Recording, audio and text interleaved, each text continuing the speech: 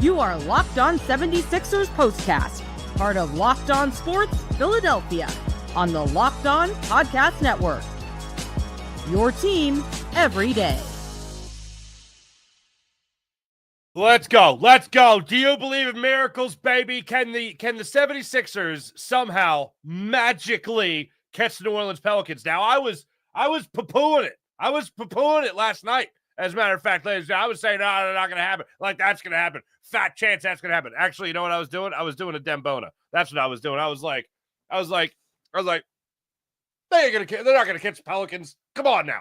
You know what I mean?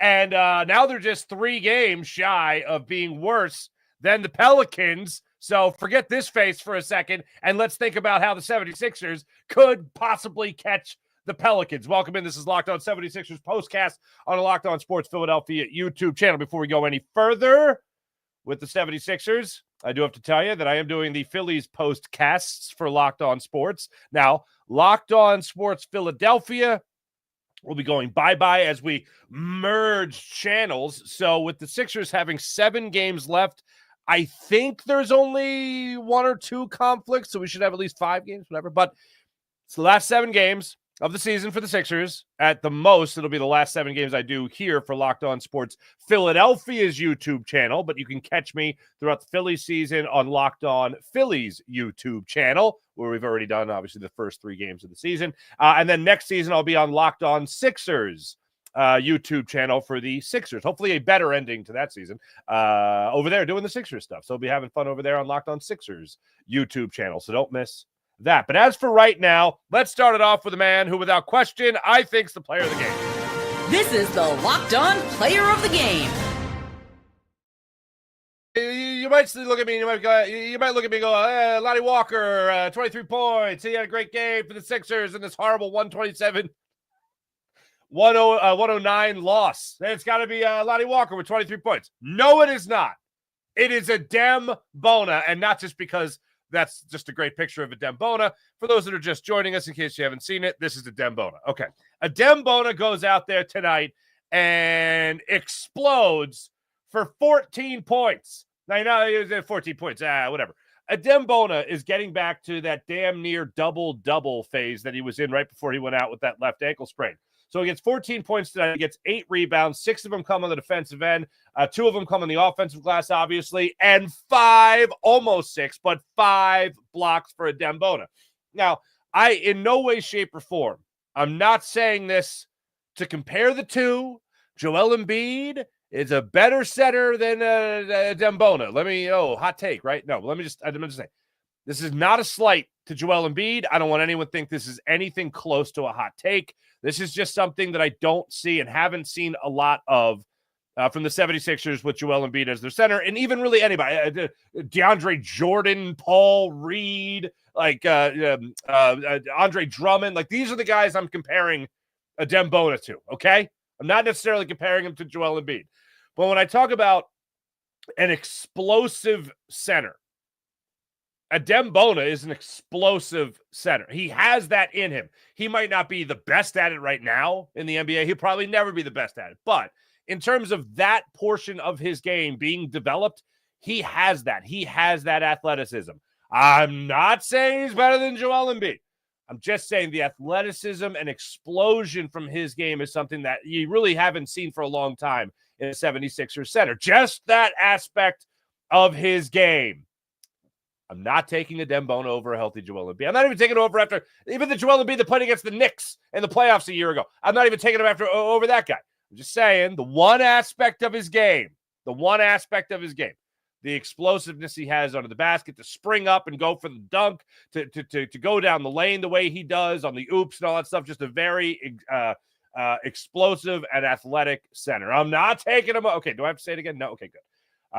But yeah, player of the game tonight for Adem Bona. And I was worried the first game back, he was struggling. Second game back a little bit. And then third game, he started to really hit his stride in terms of taking off from where he left off from before the injury.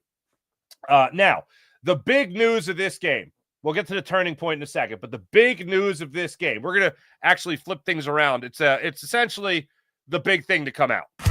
This is what you'll be talking about. What you'll be talking about tomorrow is not the 76ers just losing tonight. Oh, no. It's going to be the New Orleans Pelicans beating the Charlotte Hornets tonight and having the Sixers, again, be within 3 games of the 4th worst record in the NBA. Now, 2 games to tie the Pelicans, 3 games to be worse than them with 7 games remaining in the season. It is a slight uptick, but when you can compare the numbers, the worst 3 teams in the NBA have a 14% chance. So right now, that's the Jazz, the Wizards, and the Hornets. They have a 14% chance at the top pick in the NBA draft. The 4th worst record in the NBA has a 12.5% chance of getting the top pick. So that's not bad.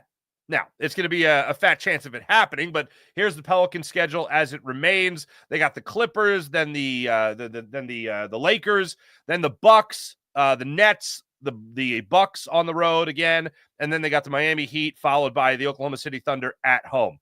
Obviously, you look at this, and it screams 7-0, New Orleans Pelicans going to go undefeated. No, obviously, that's a tough schedule to round out the rest of the season. So the Sixers are certainly going to have their work cut out for them. Does it look like the Sixers are going to get the 4th worst record in the NBA? Certainly not. But right now, they at least kept pace to have the, at worst, the 5th worst record in the NBA, which is still pretty damn good, and have a very good chance of keeping that first-round pick and not shipping it over to the Oklahoma City Thunder, which is great to see. As far as the turning point in this game tonight, here's what you got. Time to reveal where the game was won or lost. It's the turning point. We've had some fun with this throughout the season, the turning point, right? I've referenced, things from Brian Colangelo. I've referenced Brett Brown having control of the Sixers for like 20 minutes as far as, being the GM, right? I've credited Elton Brand. We've really gone in the Wayback Machine here. Sam Hinkie, Josh Harris, the Blitzer, Harris Blitzer, whatever, ownership group, all that. However, I'm going to keep it real tonight. Tonight's turning point came in the in the second quarter, when the Toronto Raptors, Bona comes up with a dunk, 2 of his 14 points, at the 8:42 mark of the second quarter. 40 seconds later, the turning point really began. Orlando Robinson knocked down a 3, Cole Swider knocked down a 3, and Toronto started a 25-14 run to end the second quarter and build a 63-49 point lead on your 76ers, and they never looked back. Walker had a strong third quarter. The Sixers showed some life late in the fourth quarter, but really that's when the tables turned majorly. I almost pulled a Michael Scott. That's when the tables turned. Damn it. That's where it all went down for the Sixers for the rest of the night from that point on. And here's the thing. I've been watching this all season long, and what I have resolved myself to is continuing to scout for next year. When we come back, I'm going to tell you 2 definite things that I have learned to this point with 7 games left in the season, what I have learned about this 76ers squad. That's when we return on Locked On Sports Philadelphia, Locked On 76ers Postcast. Game Time app. Hopefully you guys have the Game Time app downloaded on your phone already. Nothing like watching a baseball game live, a basketball game live, the energy of the crowd, the sound of the sneakers on the hardwood, celebrating maybe a celebrity sighting. How about that? It's always a good time when you go to a game, and the Game Time app gets you in the game. Game Time Picks is fantastic as well on the Game Time app because it filters out all the fluff and it shows you only the best deals and the best seats on the Game Time app. So you don't have to waste time scrolling literally through thousands of tickets. The Game Time app has you covered. I checked the Game Time app I check it whenever I want to go to a game, and there's always amazing deals on the Game Time app. Super deals even, including when you use the Game Time Picks feature. So take the guesswork out of buying tickets with the Game Time app because you can even view your seat before you buy it. So you take that guesswork out of buying tickets. So download the Game Time app, create an account, use promo code LOCKEDONNBA. That's promo code LOCKEDONNBA for $20 off your first purchase. Terms apply. Again, create an account. Use the redemption code LOCKEDONNBA. That's LOCKEDONNBA for $20 off. Download the Game Time app today. What time is it? Game time. 2 things I've learned about your 76ers as the season really over the last month plus. realizing not going to be a playoff team, so what are we looking forward to here? Also, shout out Quentin Grimes getting the night off tonight because of, once again, a rest. Okay? They knew the Pelicans had the Hornets. They wanted to make sure they lost this game. Simple as that. So they rest Quentin Grimes. But Quentin Grimes is one of the guys I have absolutely learned about this year. Quentin Grimes has shown me, not that he's going to score you 25 points with a healthy Jared McCain, Tyrese Maxey, Paul George, and Joel Embiid. No. But Quentin Grimes has shown me that if everything goes right next year, by everything, I mean most things go right to the point where your big three aren't hurt most of the year. If everything goes right in that regard, we're at least getting these guys quality minutes, playing 65-plus games, whatever, 60 games, then Quentin Grimes is without question in your playoff rotation off the bench. That's what he has shown me over this stretch, that this could very well be a guy to help you in the playoffs. He's not a starter. Let's not get crazy. He's not your sixth man. He's not your seventh man, but he's in the rotation as a guy off the bench to help you, especially if you need that spark. He could definitely be that guy for you on a playoff roster in the NBA. And I think he could be that guy for the 76ers. That is the number one thing that I have learned from watching this absolute dreck of an end to a season.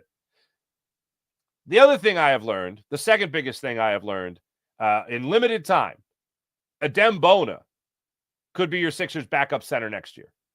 Backup to Joel Embiid. Now, Andre Drummond coming into this year has that player option for next year. $5 million it could go off for Andre Drummond. Player option.